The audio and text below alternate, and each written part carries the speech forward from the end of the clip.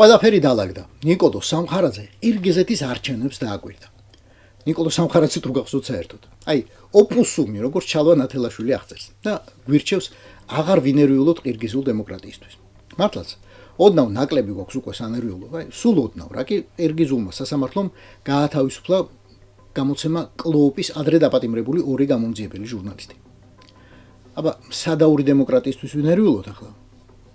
აქამდე ნერვიულობდით მიანმარზე. შორეულ აზიურ ქვეყანაზე, სადაც უკვე 4 წელია დე-ფაქტო პრეზიდენტი დაამხეს და ციხეში ჩასვეს.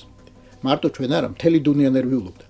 გაერო განიხილავდა, გმობდა, ითხოვდა და აი იქაც გამოანათა.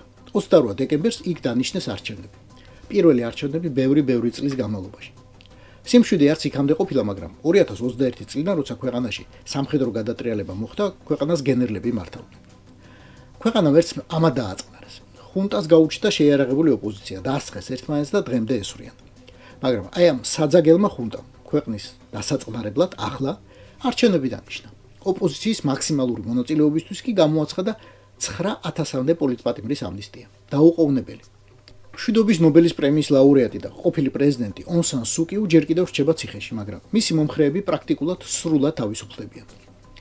ხო, ეტყობა მიანმარელი ვიღაც დიქტატორი გენერლები უფრო ჭკვიანები აღმოჩნდნენ, ვიდრე ქართველი დიქტატორი პუსტაპუსტები და ოპოსუმები.